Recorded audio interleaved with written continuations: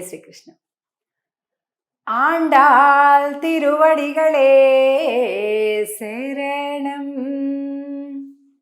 తిరుప్పావై దివ్య ప్రబంధంలో 22వ పాసురంలోకి ప్రవేశించాం. ఈ పాసురం అభిమాన భంగము అయినటువంటి విధానాన్ని తెలియజేస్తుంది. పరమాత్మ ఎటువంటి వారిని దగ్గరికి తీస్తాడండి? అహంకారంతో ఉంటేనా? కాదు కదా. అభిమానంతో ఇదే నాకు గొప్ప, అదే నాకు గొప్ప, నా ఇల్లే నాకు గొప్ప, నా పిల్లలే నాకు గొప్ప, నా ఆస్తిపాస్తులు గొప్ప, నా విద్య నాకు గొప్ప, నా జ్ఞానం నాకు గొప్ప, నా పదవి నాకు గొప్ప. ఇలా ఉంటే భగవంతుడి దగ్గరికి రానివ్వడండి. భగవంతుడు ఎప్పుడు దగ్గరికి రానిస్తాడు అంటే, నువ్వు వాటన్నిటినీ వదిలి నాకు అవన్నీ తృణప్రాయాలు, నువ్వే నాకు గొప్ప అని అనగలిగినాడు. ఈవేళ దాన్ని ఆవిష్కరిస్తున్నారు గోపికలు. చూద్దాం 22వ పాసురం. అంగణ్ మాజ్ఞాలత్ அரசர் அபிமான பங்கமாய் வந்து நின் பள்ளிக்கட்டில் கீழே செங்கமிருப்பார் போல் வந்து தலை பெய்தோம் கிங்கிணி வாய் செய்த தாமரை பூ போலே செங்கண் சிரிச்சிறிதே எம்மேல் விழியாவோ திங்களும் ஆதித்யனும் எழுந்தால் போல் அங்கணிரண்டும் கொண்டும் எங்கள் மேல் நோக்குதியேல் எங்கள் மேல் சாபம் இழிந்து ఏలోరెంబావాయ్.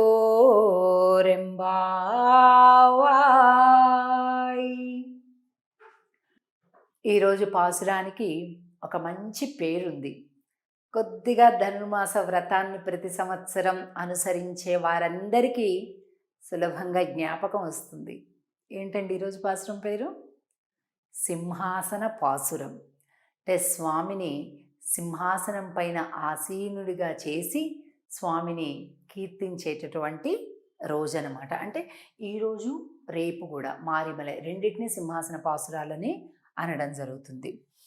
అయితే సింహాసనం మీదకి రా రా స్వామి అని కీర్తిస్తున్నారు. ఆయన సరే మీరేమనుకున్నారో చెప్పండమ్మా అంటే అలా కాదు, శయన మందిరంలో చెప్పము, సింహాసనం అధిష్ఠించాక చెప్తాం అంటున్నారు. అంగణ్ మాజ్ఞాలత్ அரசர் అభిమానభంగమాయ్. ఈ ఒక్క అహంకారం అనేటటువంటి గుణాన్ని తొలగించుకుంటే స్వామి మనకి ఏ ఏ ప్రకారాలుగా, అసలు అభిమానం ఎన్ని రకాలుగా ఉంటుంది? 6 రకాలుగా ఉంటుంది. దేహమే నేను అని అంటాం. ఇది మళ్ళీ తిరిగి మాట్లాడేప్పుడు ఎలా అంటాం? నా చెయ్యి అంటాం, నా కాలు, నా కన్ను. అంటే నా అనేది వేరు, ఆ నాకు చెందినటువంటివి ఇవన్నీ కూడా కదండి. కానీ మనం అది మర్చిపోతాం. ఇదేమని చెప్తాం మనం? ఇదే నేను అనుకుంటాం. కాదు, నేను వేరు, నా దేహము వేరు. ఈ రెండిటి యొక్క జ్ఞానం ఏదైతే ఉందో అది మనకి వేదాంతం నేర్పించేటటువంటి జ్ఞానం. ఇక్కడ అభిమానం అసలు మనిషికి ఎన్ని ప్రకారాలుగా ఉంటుందనేది మనం వివరంగా చెప్తున్నాం. దేహమే ఆత్మ అనే అభిమానం. నేనే స్వతంత్రుడిని. నాకు కళ్ళు చెప్పేది ఏమిటి? నేనే స్వతంత్రుడిని. నాకు నేను రక్షకుడిని. నాకు నేనే రక్షకుడిని. నన్ను ఇంకొకళ్ళు కాపాడేదేంటి? ఇలా నేను ఇతరులకు చెందిన వాడిని. అబ్బో, ఇహ దీనికైతే అంతమే లేదు. వీళ్ళ దయ లేకపోతే నేను లేను, వాళ్ళ అనుగ్రహం కావాలి, వీళ్ళ అభిమానం కావాలి, వాళ్ళ ఇది కావాలి, వీళ్ళ ఇది కావాలి అని పరితపిస్తూ వేరే వాళ్ళకి మనం వాళ్ళు లేకపోతే మన జీవితం లేదు అని ఫీల్ అవుతూ ఉంటాం. ఆ రకమైంది. శరీర బంధువులే బంధువులు అనేటటువంటి భావం కలగడం. అలాగే విషయభోగముల యందు ఆసక్తి కలిగి ఉండడం. విషయభోగాలు అంటే లౌకికమైనటువంటి భోగ భాగ్యాలు, అవి ఆ భవంతులు కావాలి, ఇన్ని ఆస్తులు కావాలి, అది కావాలి, ఇది కావాలి, ఇదంతా. ఇవి 6 రకాలైనటువంటి అభిమానాలు ఇవి తొలగాలన్నమాట. ఎలాగా? ఈ విశాలమైనటువంటి పృథ్వీని పరిపాలించినటువంటి రాజులు అహంకారాన్ని విడచి వచ్చి గుంపులు గుంపులుగా నీ సింహాసనం దగ్గరికి వచ్చి చేరినట్టుగా మేము కూడా చేరాం స్వామి అంటున్నారు. అలాగే వికసించని అంటే అప్పుడప్పుడే ఓ మెల్లగా తెరుచుకునేటటువంటి కమలాల వంటి నీ కళ్ళు తెరువు అని అంటున్నారు. ఇక్కడ స్వామిని ఎలా మేలుకోవాలో చెప్తున్నారు. అసలు ఏమి అందం అండి! ఆ అందాల యొక్క భావన ఎంత గొప్పదండి! స్వామి నిలబడి ఉన్నప్పుడు ఉండేటటువంటి అందం ఎవరు చూశారట? వానరులు చూశారట. శ్రీరామచంద్రుడు ఆ సముద్రం దగ్గర నిలబడి ధనుస్సు నిలబెట్టి ఠంకారం చేసి సముద్రుడితో మాట్లాడేటప్పుడు ఆ నిలబడి ఉన్నటువంటి పోస్చర్ ఏదైతే ఉందో వానరులు చూసి మైమరిచిపోయారట. స్వామి హాయిగా ఆదమరచి నిద్రించేటప్పుడు ఆ అందాన్ని చూశారు. ఎవరు? విశ్వామిత్రుడు. అందుకే ఆ అందాన్ని చూసి అసలు అద్భుతమైనటువంటి ఆనందానికి గురయ్యి కౌసల్యా సుప్రజారామ అని ప్రార్థన చేశాడు. అబ్బబ్బబ్బా! ఈ ఈ అందాన్ని కౌసల్య తల్లి ఎన్నిసార్లు చూసిందో అంతే కదండి. బిడ్డ నిద్రపోతుంటే చూసేది ఎక్కువ ఎవరండి? తల్లే.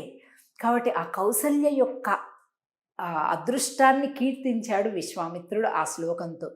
ఇది శ్రీమద్ రామాయణంలో వాల్మీకి మహర్షి చేత రచింపబడినటువంటి రామాయణంలో విశ్వామిత్రుల వారు రామచంద్రుని గురించి పాడినటువంటి శ్లోకం అది, స్తోత్రం అది.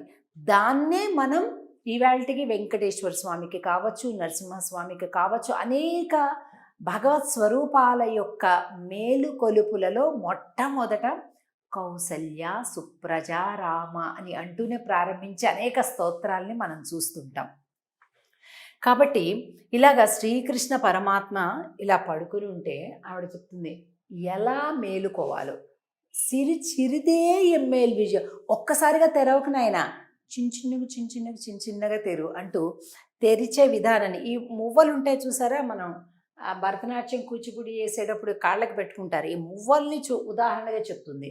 ఈ మువ్వ ఇలా ఉంటుంది, మధ్యలో రాయి కనిపిస్తుంటుంది కదా, అలాగా చిన్నగా తెరువు అని స్వామి నిద్ర మేలుకునేటటువంటి విధానాన్ని చెప్తుంది. నీ సింహాసనం దగ్గరికి రాజులందరూ కూడా అభిమానాన్ని వదులుకొని వచ్చిన విధంగా మేము నీ దగ్గరికి వచ్చాం స్వామి అని కీర్తిస్తుంది. అభిమానము ఎప్పుడైతే కోల్పోతామో, అంటే స్వాభిమానం కాదండి, అహంకారంతో కూడినటువంటి అభిమానం, అది పోవాలి అనేటటువంటి విషయాన్ని ఈ పాసురంలో ఆండాళ్ తల్లి చాలా స్పష్టంగా సులభంగా తెలియచేస్తుంది. తిరిగి రేపు సింహాసన పాసురం, ఆ మారిమలై అంటూ స్వామి సింహాసనానికి నడిచి వచ్చే పాసురం అదనమాట. రేపటి రోజు దాన్ని అనుభవిద్దాం. ఆండాళ్ తిరువడిగళే శరణం. జై శ్రీకృష్ణ.